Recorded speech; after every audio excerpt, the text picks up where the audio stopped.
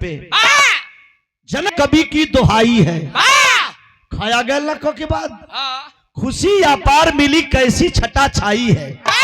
गाया गया गावा गीत गा गा कर मां बहनों ने दुलार किया।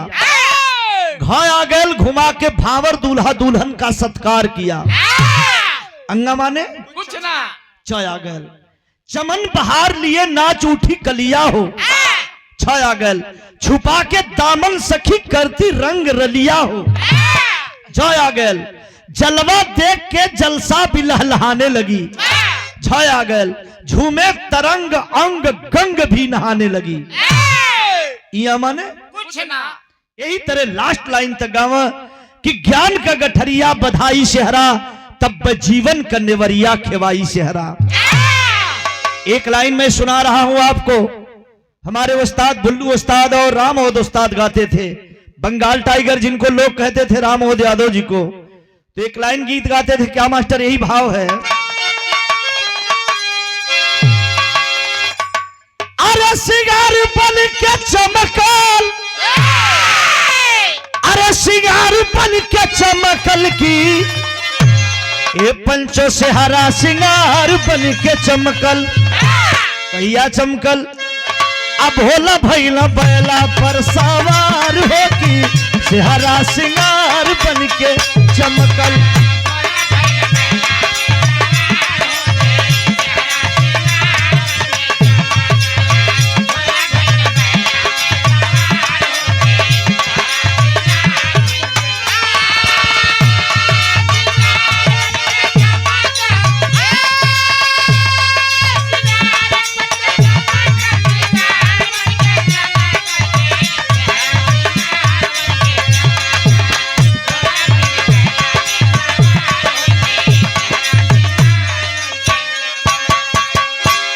नारद महाराज की अगुवाई पर भगवान भोलेनाथ का बियाह तय हो गया और पर्वतराज हिमांचल की बेटी जिनका नाम था पार्वती, पर्वतराज की बेटी होने के नाते उनका नाम पार्वती रखा गया। और जब भगवान भोलेनाथ बारात लेके चलना, तब भोला का बारात अरे जब हिमांचल दौरे गईली, तब बूढ़ावा दमाद देखी मैना पागल लैली। बूढ़ावा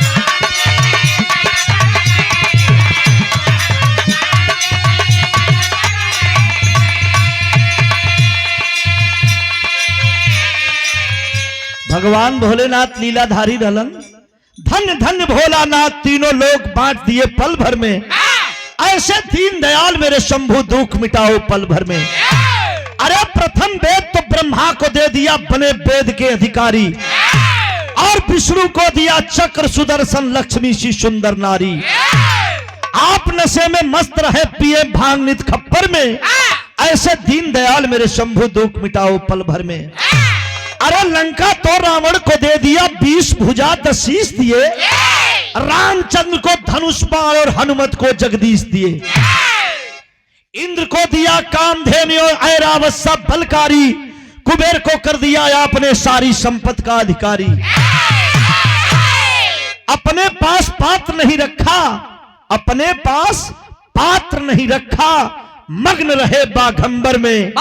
ऐसे दीन दयाल मेरे शंभु दुख मिटाओ पल भर में। जब भगवान भोलेनाथ का बारात चलल, ते भैया ऐसा ऐसा बरतिहा चलना हो बाराती में। कैसन? भीरगू भाई हो। हाँ भरगू भाई मिलावत रही कि कैसन कैसन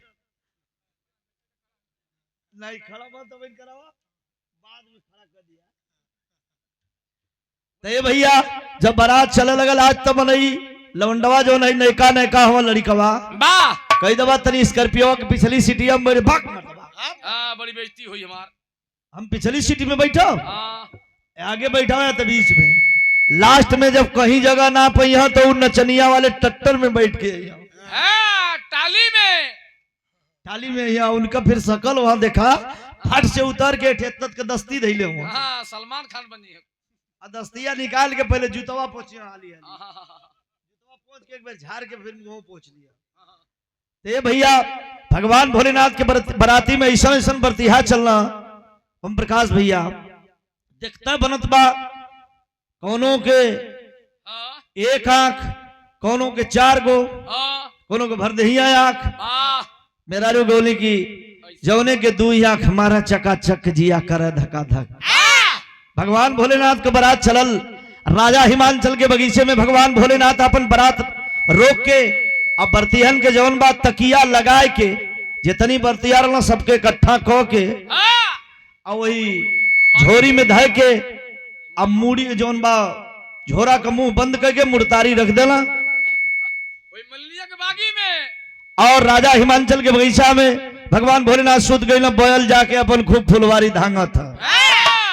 तो मलिनियों बेचारी आई, भगवान सुतल हुआ है बुढ़ऊ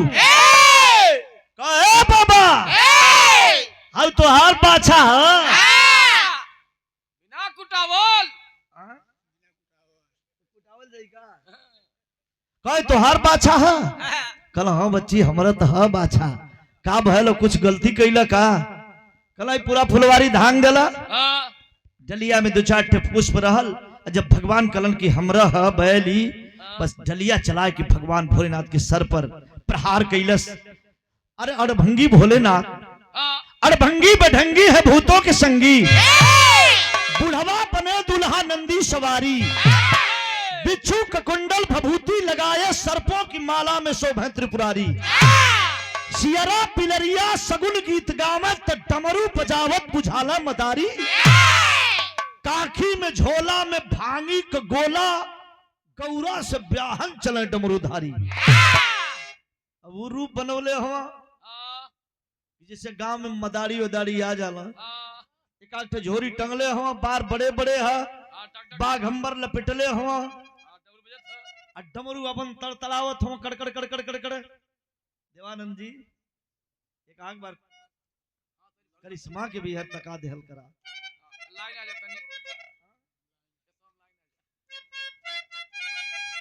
कहा भोला का बारात अरे जब हिमांचल दौरे गईली तब बुढ़ावा तमात देखी मैंने पगलैली, बुढ़ावा तमात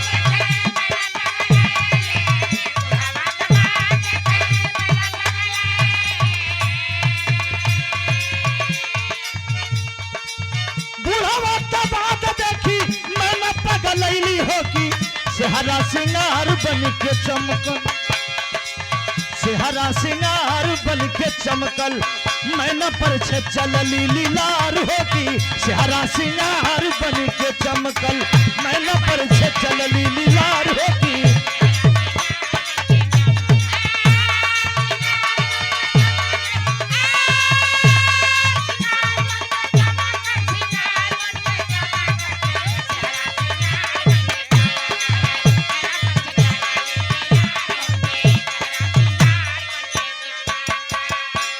संक्षेप में कहानी में बता दे रहा हूं, उधर भी नंबर है। भगवान भोलेनाथ को लोग कहने लगे कि शादी अब न हुई, काहे कुछ मनई देखा तो कहो ये दुल्हवा है कि दुल्हवा का दादा हूं। नारद जी कथो नाई नहीं हो तेरे बाप रे बाप, हाई लड़की इतनी कम उम्र का, ये लड़की अब कौन लड़की हम हाई लड़की इतना कम उम्र का है, दुल्हा कर 62 साल का ही पता ना मघवा वाली बदरिया ठेली की ना ठेली। भगवान मुस्कियात हो, नारद जी कथो हे प्रभु हव असलिया रुपवा धैला ना कतो ना या तुमके कुटा जायदा तब धरो। कहे कि गांवपुर के लोग कहे लगल कि अब ए बुढ़ऊ ले जा बारात लौटावा, कहा परियाई अपना चले हाँ बुढ़ऊ, कहा जल्दी भाग यहाँ से अब ना होई सगाई, परियाई अब ना चली है बुढ़ऊ, कहा बिया ना होई मेहरारू कुल कहा आई रे बोहरिया परू जानते हो मेहरारू का देखे जाली लड़का कैसन है ओकर दादा कैसन हो, नहीं दुल्हन तो वही कबा, दुल्हन तो वही बात देखती बाड़ी मिलौलही है, लेकिन जब तनी सा डाल मऊर चढ़ गल बढ़िया भाई दिहलस आ देखबी रे ए फलानिया का माई बड़ा प्रेमी बेचारा हो, आ तोले नौनिया आ जाई आइए दादा बेचारा बड़ा प्रेमी हो, हमके तो 500 चरौधा देखा हाई नाउन अजोन हई हम लोग का कहल जाला इनके मनई बड़ा कसरियाला देत में हाँ हम अपने भाई के बियाह कर लिए बा मर्दबा तरह यार कम दा ये में से 5,000 निकाल के आने का 1,000 दे देता हाँ जाके 10 घरे कहीं यहाँ आत्मा संतुष्ट हो जाई अल्लाह की हम मनई 10-10 रुपया काढ़े। हाँ यही छे इसके लेकिन देखा जब भगवान भोलेनाथ का बारात लौटा लगल तब बोला नौनिया आइल कहा पक्षी में कौआ बिरादरी में नौवा आइल कला ये बाबा कहो अब बियाह ना करबा जात हवा कहला हाँ बच्ची जात है कहला 3 दिन से हम यही जग लगल है हमके कुछ ना दिला नेक जो हाँ पौनी पर अरे बार अड़भंगी भोलेनाथ ओई झोरी में हाले हाथ पे सलाम अब पेश के निकलना पूछत है कि का है तो कहला हीरा तो मेहरानू के 2-3 जगह होले करिश्मा भैया तन तू कपड़ा हेयर करबा तेरी वाले भाई देखा दोनों काहे मुहवा पे बैठा ला भाई हाँ घेर ले हम लोग तनी एक किनारे रहल जाला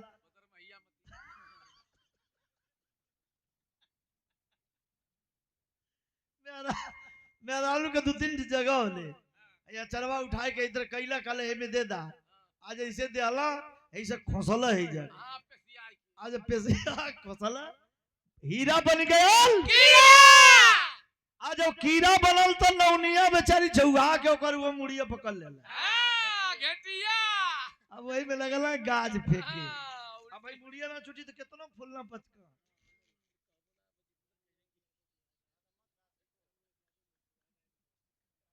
हमारे गुरु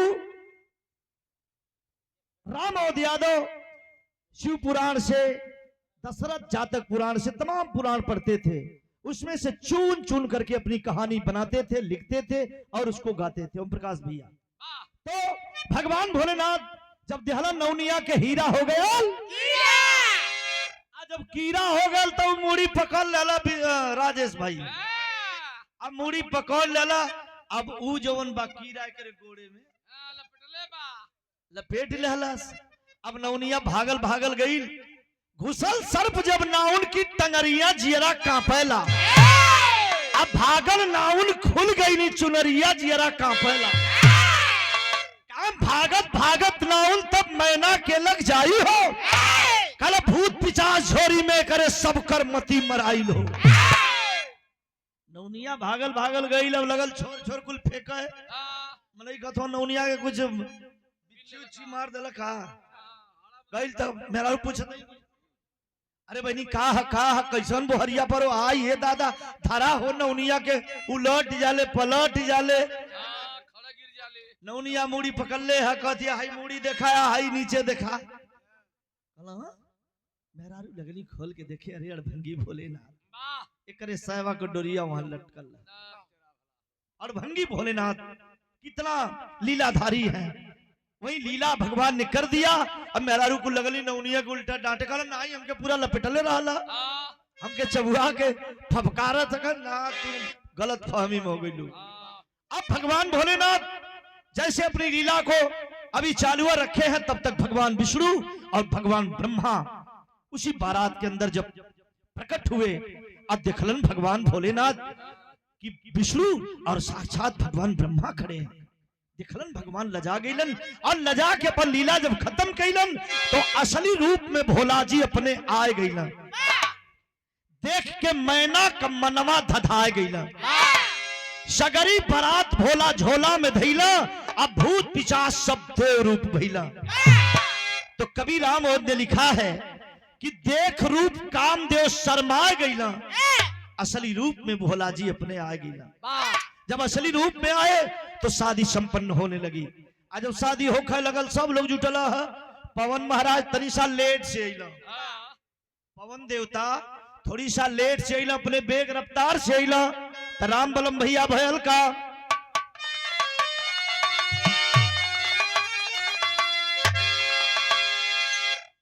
अरे बेगी से जब अइला पवन अरे देव महाराज हो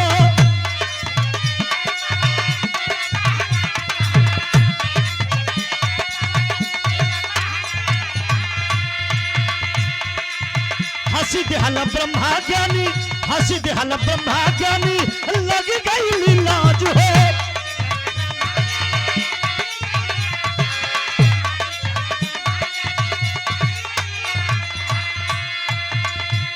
सुनने वाले भाई जितना बैठल हुआ एकदम बिरहा में एक अलग खोज है।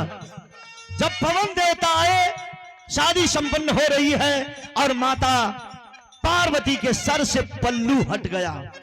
अब ब्रह्मा की नजर एकाएक मां के घूंघट पे पड़ती है, मुखमंडल पर पड़ती है, और जब चेहरा पड़ल भगवान ब्रह्मा का तो मुस्कुरा देना ब्रह्मा।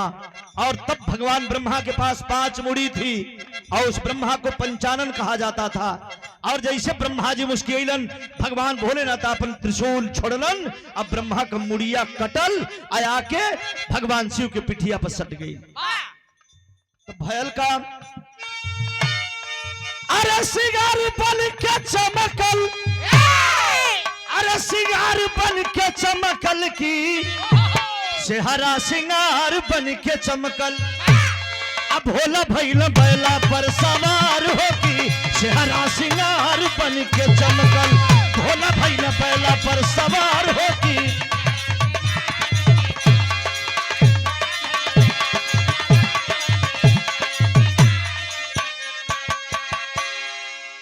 भगवान भोलेनाथ के त्रिशूल के प्रहार से ब्रह्मा की 2 मूड़ी कट करके आकर के इनके पीठ पे सट जाती है। जब एक गर्दन के नीचे सटल है तो भगवान शिव के एक हत्या लगल, कवन ब्रह्म हत्या लग गई। तो भयल का मास्टर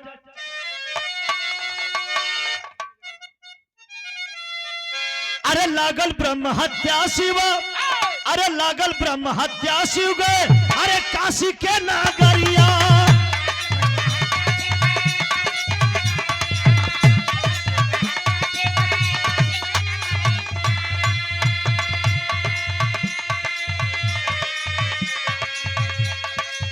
लगली पियास सती, लगली पियास माता, ढूढ़ली गगरिया।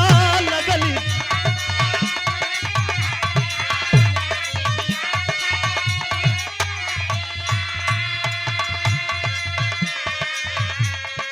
अरे सिंगार बन के चमकल, सिंगार बन के चमकल, सिंगार बन के चमकल की चेहरा सिंगार बन के चमकल। भोला चले काशी के मझार होगी, चेहरा सिंगार बन के चमकल। भोला चले काशी के मझार होगी।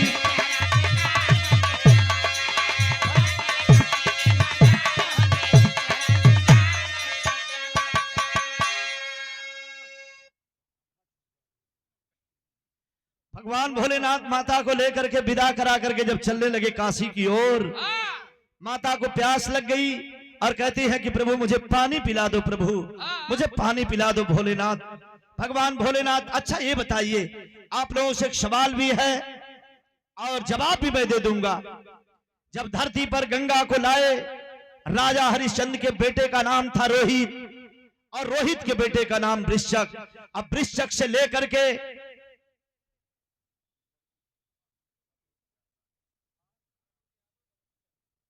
परम आदरणीय रामहित यादव धमचिया के धरती से लड़की के फूफा है आप, आपके द्वारा पुरस्कृत किया गया 200 रुपए। आपके चरणों में कोट कोट प्रणाम, सभी साथियों को बहुत बहुत प्रणाम। अगर कोई त्रुटि होगी परम आदरणीय पिताजी रामहित यादव जी तो क्षमा करिएगा, लेकिन बात बड़ी पते की है। एक लाइन आप लोग समझिए क्या कह रहा हूं। सुदामा भैया, जब धरती पर गंगा के भगीरथ ले राजा हरिश्चंद्र के 14 पीढ़ी बाद बिरहा हमारे पास है कि दुल्हन लाए भवन पर बन चल दिए बेचारू, मेहरारू पैदा कैली लइका। तो धरतिया पर जब गंगा के भगीरथ ले ला तो सतयुग में भगवान भोलेनाथ कौने नदी में जाके पनिया भरत रहे। मैं बता रहा हूं, गंगा के आने से पहले जो इस भारत में नदी बहती थी उस नदी का नाम था बरुआ असी, जिसका संशोधन हुआ आनंद रामायण से तो उस नदी का नाम बरुड़ा पड़ा। अब बरुड़ा नदी के नाम पर ही उस शहर का नाम वाराणसी पड़ा। बरुड़ा नदी के नाम पे ही उस शहर का नाम वाराणसी पड़ा है। तो मैं बताना चाहता हूं, बरुड़ा नदी में भगवान भोलेनाथ तो हिलई में पानी भरत रहा। तोले नारद जी कहला कि वह दिन तभी आए में खूब बेइज्जत कैला हमके,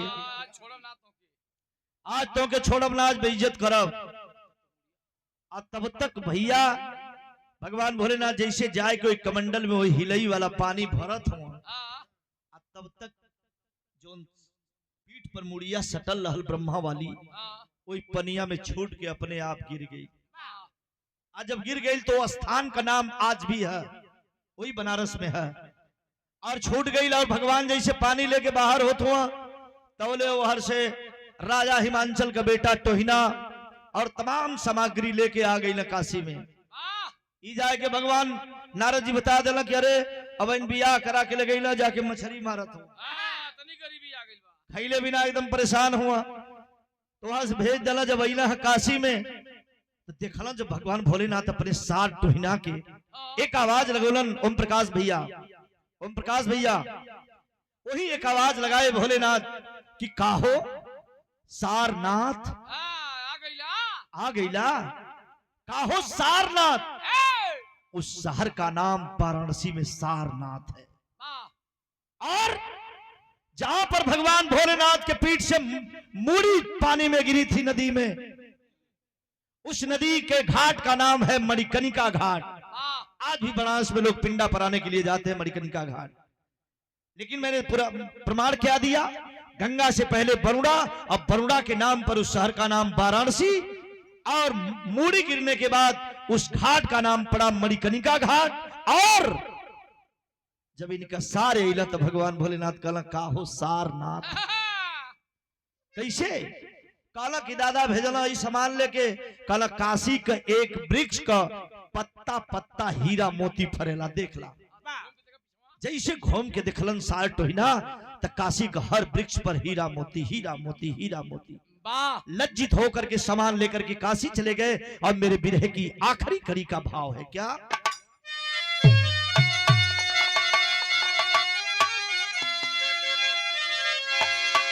ये बरतिया कहां से आई लिया, रोहिणी डी डी ना, रोहिणी डी आई गौआ कौन है, मकरा मकरा, हाँ रोहिणी डी से बरतिया जब अरे मकरहा में आईली तो स्वागत सम्मान यौरी गीत भी गवैली, स्वागत सम्मान यौरी।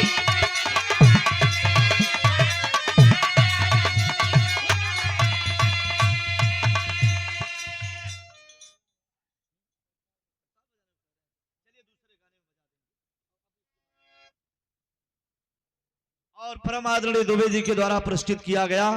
चरणों में कोट कोट प्रणाम, सभी साथियों को बहुत बहुत प्रणाम।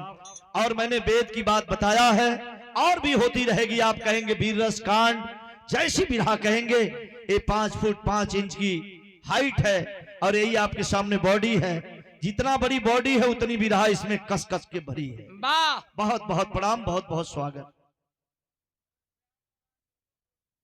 और परम आदरणीय श्याम नारायण दुबे जी के द्वारा पुरस्कृत किया गया, एक बार नहीं कई बार पुरस्कृत किया गया। गुरु जी को बहुत बहुत प्रणाम।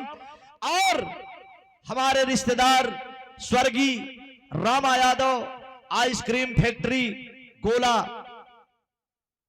चंद चौराहा गोपालपुर रोड पर है, और उनके भाई यहीं बैठे हैं सुदामा यादव छोटे भाई, और उनके सुपुत्र हमारे भाई सुनील यादव जो कंपनी चलाते हैं, पूरा परिवार संगठित करके लेके चलते हैं। और इनके ससुराल में मैं अपने बहन की शादी भी कर दिया हूं डणवा पार में। तो एक बार ताली तो होनी चाहिए। 500 रुपए से पुरस्कृत किया गया है। तो लड़का का क्या नाम है, दुल्हा का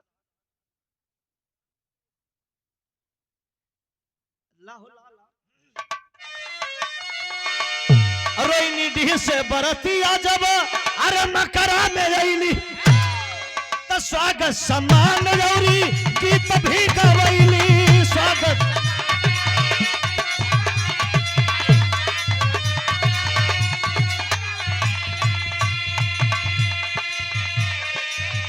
सुनील भैया, अरे सिंगार बन के चमकल, अरे सिंगार बन के चमकल की चेहरा सिंगार बन के चमकल, दुल्हा बलराम केश कुमार होगी चेहरा सिंगार बन के चमकल।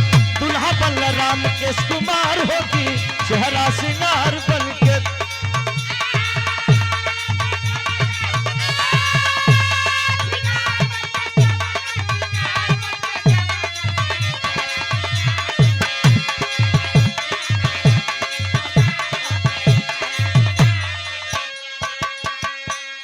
गुरुवर बिहारी पत्तू, गुरुवर बिहारी पत्तू, अरे गवता भजनिया गुरुवर बिहारी पत्तू।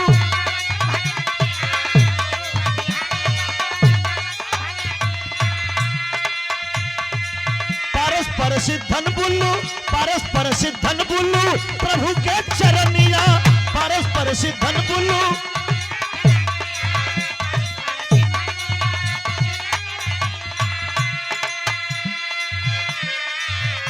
अरे पारस परस थल बुल्लू, अरे प्रभु के चरनिया हो की चेहरा सिंगार बन के चमकल। राधे श्याम बिरहा कर रहला आधार हो की। राधे श्याम गुरु के सुपुत्र हैं ओम प्रकाश डॉक्टर साहब। तो एक कड़ी इनके लिए मैं तो ऐसा गायक हूं कि पूरी रात कहिए बनाते और गाते पूरी रात आपको मनोरंजन देता चला जाऊंगा। और हमारे भाई भी आ गए सच्चिदानंद यादव जी, पहलवान जी, ये भी कुछ कहना चाह रहे हैं। पर्स वहीं दूरे से खोले हैं क्या? बन के चमक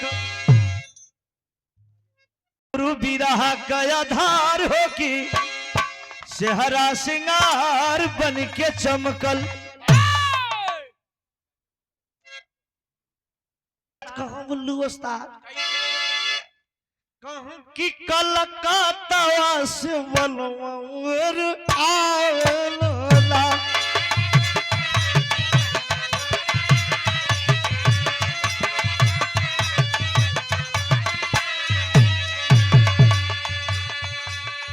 कहाँ अखिया मोरी फरका, कहाँ की का हो काशी भैया का कहाँ अखिया मोरी फरका, का फुफुतिया सर के दुल्हा कहाँ की दोनों जुबन सगुनवा मनावला।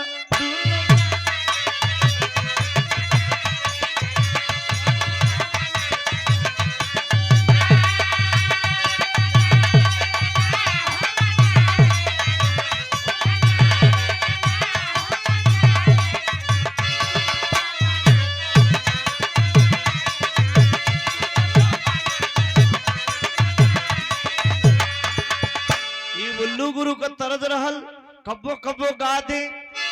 कहूं लड़ाई अर्जुन श्याम से हुई,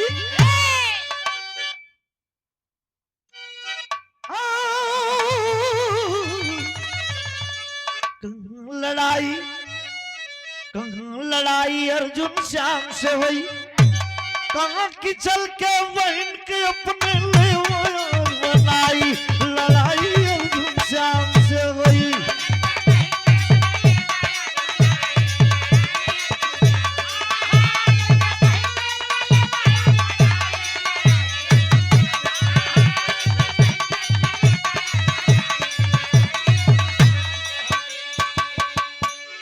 बड़ी रात बाकी है, बात बाकी है। और सभी साथियों के चरणों में कोट कोट प्रणाम। अगर कोई त्रुटि हुई होगी क्षमा करिएगा। बेशक, लेकिन काम में कोई कोताही नहीं छोड़ूंगा।